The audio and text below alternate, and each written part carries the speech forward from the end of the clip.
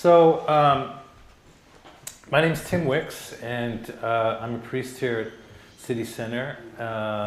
And this is, what's your name? Kim, Kogen, Dai-Ho, Hart, Kim. And I am no longer resident here, but I was resident here for a number of years, and now I live across the street. Yeah. And this is? I'm Dan Gudgel. I'm also a resident priest here at San Francisco Zen Center in this very temple. Great. I want to welcome everyone who's joining us online. Thank you very much for joining us. This is a brand new thing to do. Yeah. Mako Vogel, the abbot of City Center, wanted several months ago to have something that she called a salon. And is so, that volume too loud? Yeah. Tabriz, could you turn us down just a little bit? We're getting a little, it's Feedbacky. ringing a little bit, right? Just on the edge of feedback. Yeah. Thank you. And so this is a salon. Now, what is a salon? There's the beauty salon, of course, which is not what this is. This is not a beauty salon, although you're all very beautiful. Salon was something that started in the turn of the 19th to the 20th century. Intellectuals and artists and philosophers would meet together and talk about ideas, and oftentimes in the house of a leading socialite like Gertrude Stein. So this is sort of along those lines. Mostly what Mako wanted is to have some dialogue and to have interaction. So that's what it is that we're trying to do tonight. So we're sort of developing this as we go. And yes. It's going to be quite informal. I'll give you a quick layout of how the evening is actually going to be structured. So 5 minutes for sort of house cleaning, like what we're doing right now. Then for 10 minutes this evening for week one, Timbo and I will talk a little bit about the context and history around Busshō. And then there'll be just another 10 minutes where the three of us discuss how we discovered Dogen and sort of stuff like that. We will then pass it over to you guys, where for 20 minutes, you'll get into kind of medium-sized groups, say 6 to 8 people, probably 3 groups, I would say, for around 20 minutes, where you can just talk about Busshō, your understanding, here are the prompts that we sent out, and you can also just have reference those. And then for sort of the last 10 minutes, we'll come back and have a loose and open kind of popcorn-style discussion about Dogen's Busshō. Please make sure that you have some tea. It's very important to Kim that we know how much tea we use this week so that we have enough next week. That's right. And if you need to get up and go to the restroom, please feel free to do that. Yeah. So the idea is that this is casual. Okay. And just one piece that I'll add, we do have, you are able to sign up for this if you want to get emails or have sort of additional PDFs, readings, things like that sent to you. It is not required. You're welcome to just show up and drop in, and undoubtedly there will be people showing up and dropping in who are coming for what they think is the regularly scheduled Dharma talk. So we'll enfold those people as they arrive. But if you are interested in having a sort of online discussion area, getting PDFs, things like that, you can actually sign up through the website. If you go to our calendar and find any of the listings for this, the next 4 Wednesdays for this Busshō discussion, you can sign up and get on the mailing list for that. And I've already sent out the readings, so each of us are going to do specific readings each week. And so I've sent those out already, so if you want to get those, sign up for the class. It's free. So. Yeah. Okay. Yes, let's do it. Look, it's 7:34. That's perfect. Do you want to start or shall I? You start. So Dogen, Eihei Dōgen, was alive in the 13th century. He was born conveniently in what is for us the year 1200, and died in the year 1252. So you can sort of tell how old he is when each thing gets written as it's dated, and he was prolific, no question about it. But during the time that he was alive, it was called Mappo, or the time of degenerate Buddhism. So, according to Buddhist writing, the first either 500 or 1,000 years after the Buddha, depending on who it is that you read, is the time of true dharma. Then the second 500 or 1,000 years is the time of imitation dharma. And then the third, either 500 or 10,000 years, is the time of degenerate dharma. And there were a lot of people at the time of Dogen who really thought that it was the time of degenerate dharma. And there were a lot of catastrophes and wars, civil wars going on in Japan. There were a lot of difficulties, and a lot of people blamed it on the fact that it was the time of Mappo. What else was I going to say? Age of decline. The age of decline, yeah. I could take it from there. Yeah, go right ahead. Well, like Tim said, very conveniently, Dogen was born in 1200, so we were able to tell exactly how old he was when he came back from China. He was around 27 or 28 years old, so a young man. And I'm just going to outline what was happening at the time that he actually wrote Busshō. So he came back from China when he was around 28 years old, and a few years later in 1231, he settled at a small monastery. It was an abandoned monastery, an abandoned Tendai monastery. Its name is lost to time. But he settled in there, and he had a kind of a motley crew of students with him, one of who was Eihei, who was his number one student, and his, not predecessor, his successor, thank you, his successor.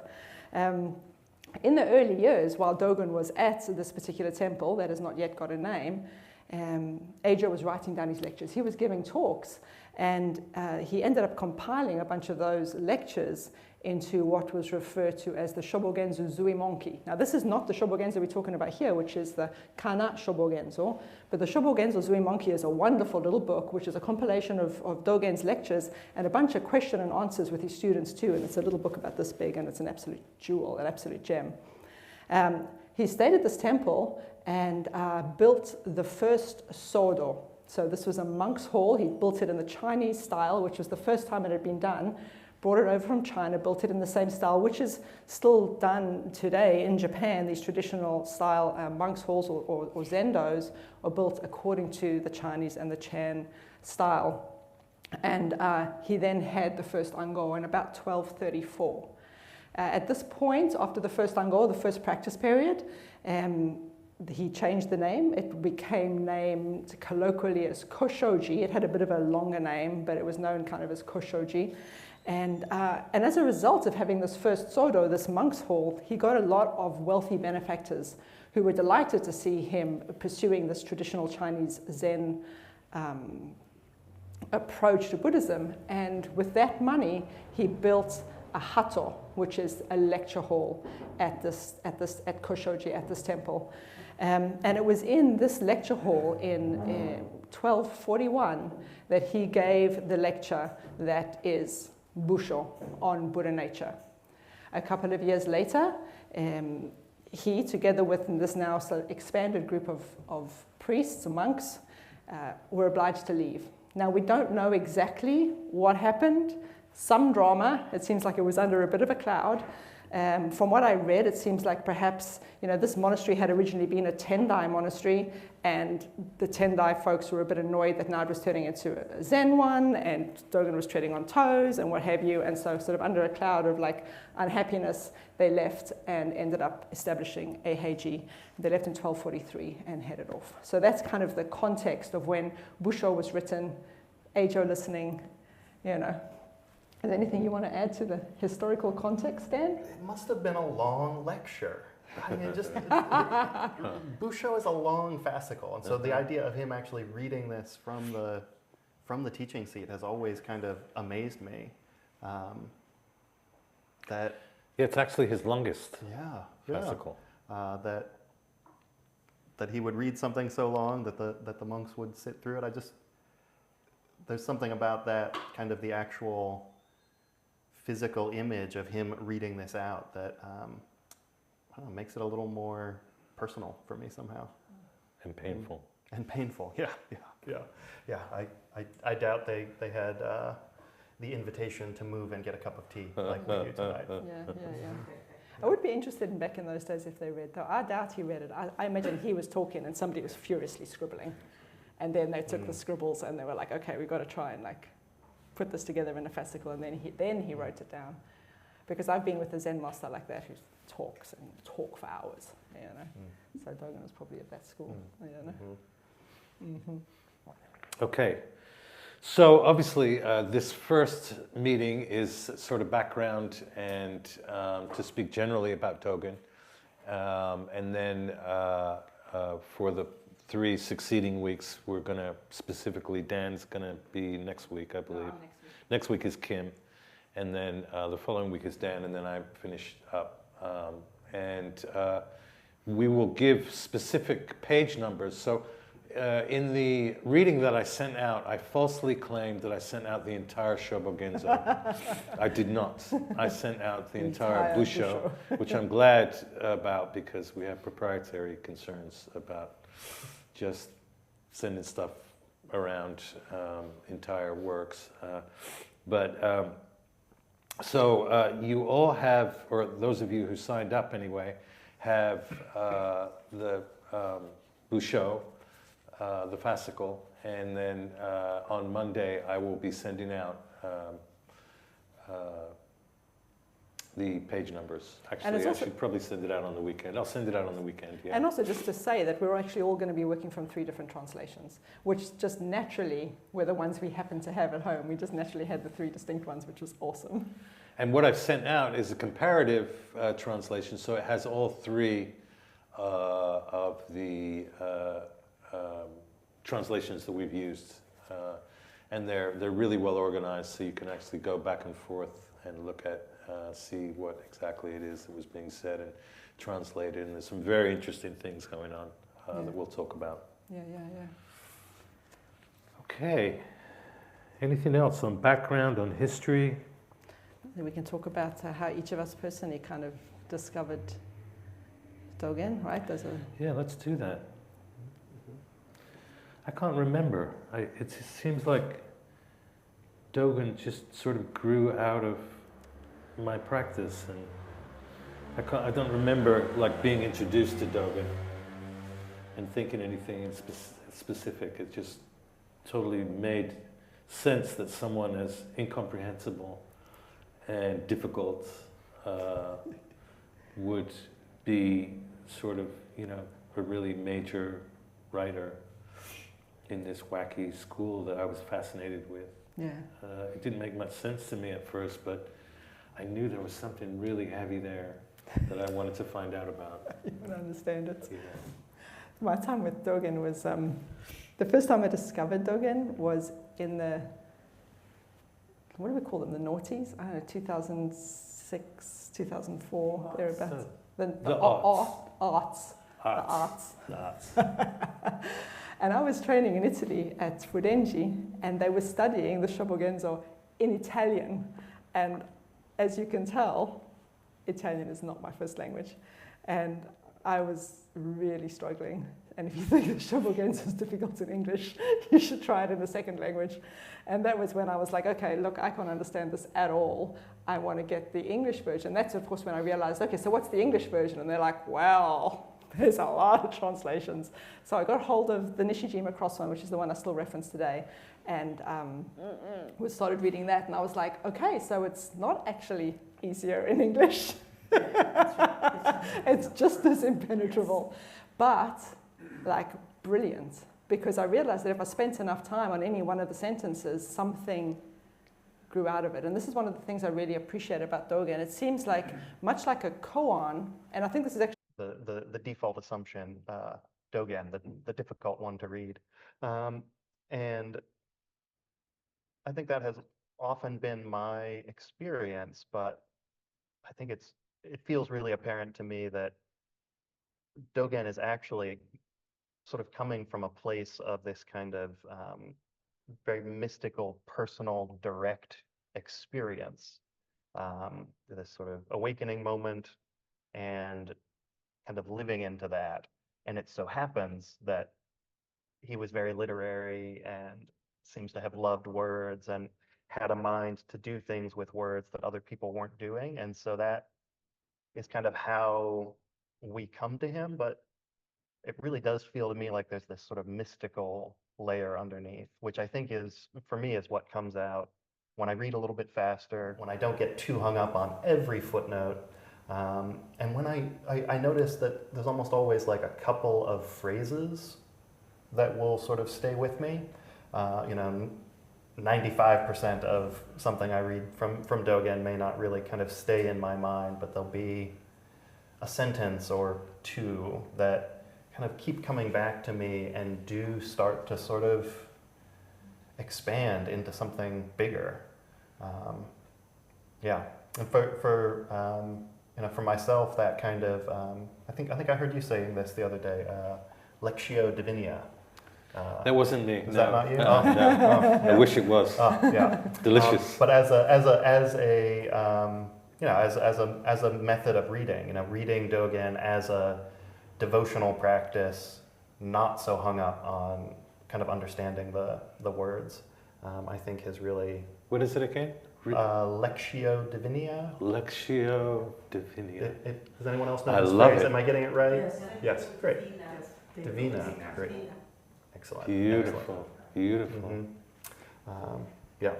And I think also just to say that for me it seems like Suzuki Roshi mostly was teaching Dogen without using Dogen's name.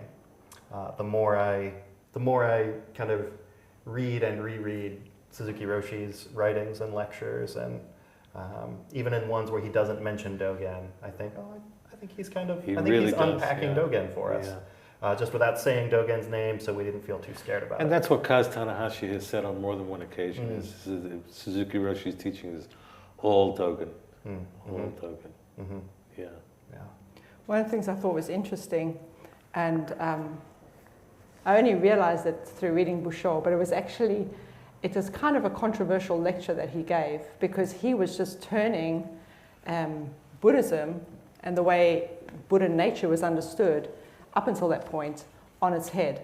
Because for the previous 1,000 years, there had been a notion that there was kind of a kernel inside of us, that through practice we can perfect and we can realize, we can become these kind of Buddhas and we can become enlightened beings. If we practice hard enough, we can take this seed, water it, and become enlightened.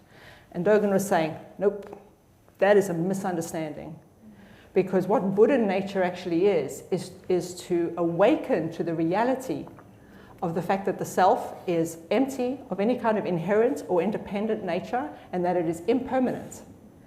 And that is the Buddha nature, not some idea to remake ourselves as people into enlightened beings through a sheer force of will over thousands of lifetimes. Although there is a lot of writing that says Buddha nature is permanent. Permanent? Yes. Well, I would say that the Buddha says nothing's permanent, so there we go. Well, this is a major debate that's been going on for hundreds and hundreds of years. And I think still is, right? We'll talk more about that, yeah. We'll talk more about it. In fact, it's one of the things, I don't even think we mentioned it here, but it is one of the things that you can talk about. Is Buddha nature something that we have inside of us that can be then like polished and turned into something like an enlightened being? Or is it actually the expression of being, the very nature of emptiness and being? And of course, that's where Dogen lands. I land there as well. And I think it's interesting, we talk about Suzuki Roshi talking about Dogen, but basically they're both talking about the nature of truth and understanding the nature of reality, because they both see it the same way. Looking forward to chatting to you about this, Vicky.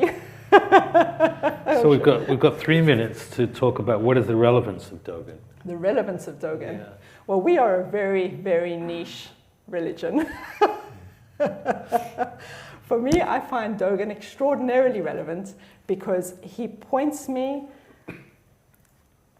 he points me the way we talk about a finger pointing to the moon. He points me towards this nature of truth, and he gives me stuff to really get my teeth into and to think about and to consider. And I find that extraordinarily relevant. Doesn't matter if we're in the 1200s or if we're in 2024. For me, it's indispensable. What do you think, Dan? Yeah, I think the sort of core of the understanding that I think Dogen is trying to help me come to is really about everyday life. You know, is really about how I experience my life in the present moment as I live it. So it seems, you know, feels to me very relevant in as much as a number of times Dogen has changed my life. Has changed my understanding of what my life is and what it means to be actively participating in my life. And I think Dogen is also kind of, though we are a pretty niche group, Dogen's kind of philosophical way of thinking is a little more widely out there. I was years into practice before I actually put two and two together and realized this, but my freshman year of college, 29 years ago, I took a philosophy of religion course in a little college in Ohio, and we studied some portion of Dogen. I think something from Being Time, I think. Wow. And it was the first thing that opened my eyes. I thought, oh, there's something in this Zen thing that makes more sense to me than other things. But boy, it's really confusing. So, you know, even in kind of larger philosophical circles, people are, I think, starting to realize that Dogen is actually talking about our real experience. Yeah, we have Genzo-e retreats with Shohaku Okumura and now other people that are always sold out. There's quite a few people here tonight. What's a Genzo-e retreat? Genzo-e retreat is the retreat where I've been to Shohaku Okumura's, where it's unbelievable how hard it is Shohaku Okumura works to translate Dogen's writings. It's like a just study retreat, it's exhausting actually watching him because he works so hard and it's beautiful. Word by word study. Of these texts. Highly recommended. Yeah. The Genzo-e retreat. Okay. Okay, 7:55. So what we're going to do now is pretty much break into medium-sized groups. So we're thinking like... No small groups, don't worry. No small groups, just medium-sized groups, like 5 or 6 or 7. If you feel like you need a chair, feel free to just join a group in the sunroom, which is the room at the back. There's like sofas there, you can go sit there. Otherwise, just make kind of a medium-sized group in the front. You can replenish your tea if you like. And this is just an informal way. If you find you don't have a group, come and hang out with us. You know, we're just going to chat. Here's some prompts. And you guys can have a talk about what Busshō is, what you want to get out of this class, what brought you to this class, because like I said, this is niche stuff. What is your understanding of Busshō? Perhaps you can talk about the nature of the question of Buddha nature that I raised earlier, and even how you feel about Dogen. All right. So you can just kind of start talking, or put your hand up. Oh, so the microphone. Even if you can project very well for people in the room, the microphone allows people online to hear questions. So. Well, it's questions, but also just saying... Questions, comments. Yeah, like what you thought and found or what you thought was interesting. There you go. Who's Raven? You're going to go, Danny? You can just pass it along to the next from there. One idea that came up in this group, I was thinking about how Dogen is such an intellectual, right? There's this really rich life of the mind and of scholarship in this tradition. And also Soto Zen, I've always been taught is, we call it farmer Zen, right? Like this is also a tradition in which you do not need to be grounded in the intellectual in a life of study in order to awaken completely in this tradition. And I don't think that there's a tension there, but there's part of me that thinks like, is there a tension there? And I think it's a nice way to think about context for how to approach those, how to approach this study in a wholehearted way. And if any of you have any thoughts or reflections on that, I'd certainly be interested to hear. Well, I certainly do. I find that Dogen is like a friend who is guiding me. I don't necessarily see him as somebody to study for his own sake so that I can know about what Dogen thinks, but he's actually showing me the way in this very complex linguistically complex way, very poetic way. But he's really just trying to show me the nature of reality. And there's nothing more farmer than that. He's like, come on, like dig that earth, you know, and he's doing it in with his very particular style. So I feel, yeah, as you were saying, I don't think there's any kind of conflict there. And I think there is a tendency to be tempted by the intellectualizing because it seems so dense and complex, but actually it's more important to get underneath it. I don't think that Dogen really wants you to study Dogen necessarily. Yeah. Dogen wants you to sit zazen. That's what's really, really important to Dogen. And in some ways, all of his writing is somehow talking about what that is and how it is that you do that in the best way. Yeah. Mm-hmm. Anybody else have anything to ask or say?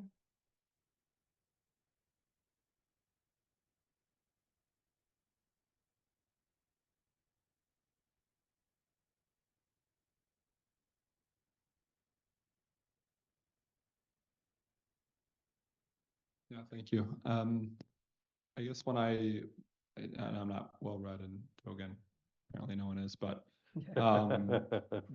but if I think about what I know from him, a lot of Taoism seems to kind of emanate through this idea of being time and being immersed and enmeshed in there. Seems to kind of come through in the work, and I'm wondering if you can see that, and your thought on that, and if historically, if you know whether there is a connection there. I'm not familiar with Taoism, so I don't know. Well, he went to China, and in China, Chan and Buddhism had merged with Taoism. And so the way is Taoist, and the way is Dogen. So I think that's true, in that there's a sort of an essential something in Taoism that there is in Buddha nature. But we have to be careful. We have to be careful. Anybody else on that point right there? It's a nice, rich place. Well, I think maybe there's a certain extent to which I think Dogen was kind of, I think he would take any useful example. I think this is also maybe sort of broadly a sort of a Buddhist, something I see in the development of Buddhism as it has moved from country to country. This is coming from a Taoist source, this is from a Chan source, this is from a sort of Theravadan source. If it was helpful in pointing people towards awakening, he would use it. And certainly I see a lot of Taoist influence in Zen as it passes through China.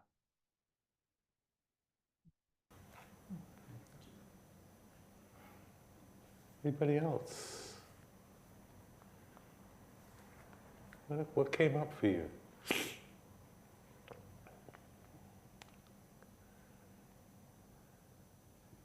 Yes, please. We spoke a lot about. Could you use the microphone, please? It's right behind you.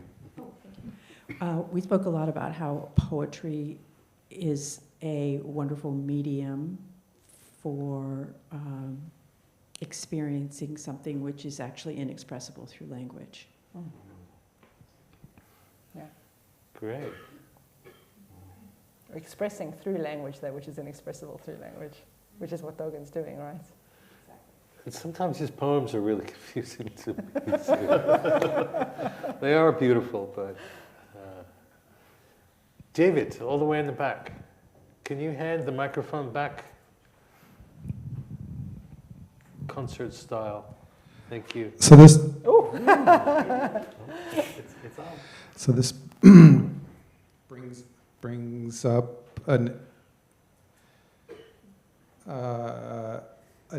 something I get tangled in, and so Busshō or Dogen writes and uses language, but we're saying now that he's trying to express something that isn't language.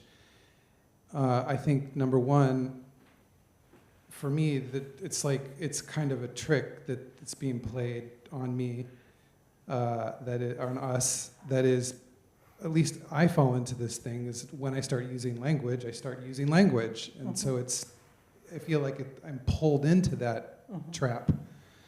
And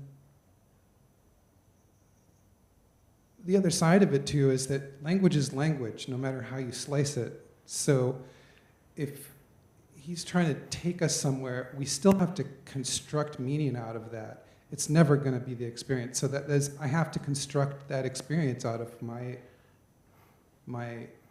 conceptualization of what he's putting forward.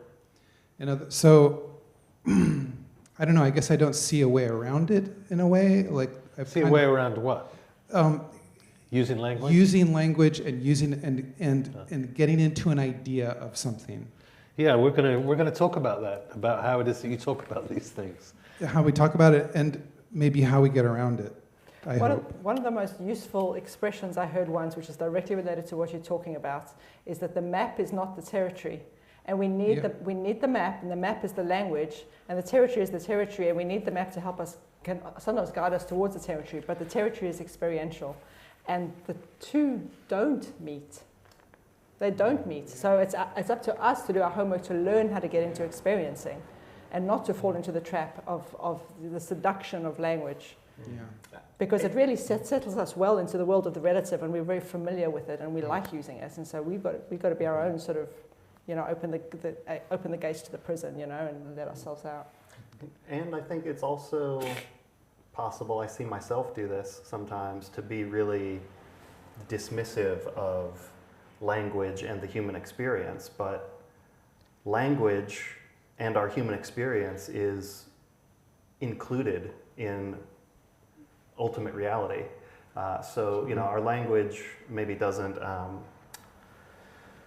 express the fundamental truth, but it's also not separate from it in some way. So to, have a healthy respect for language at the same time that I recognize its limitations, I think is helpful. Oh, this is going to be fun. Okay, that's all the time we have. All right.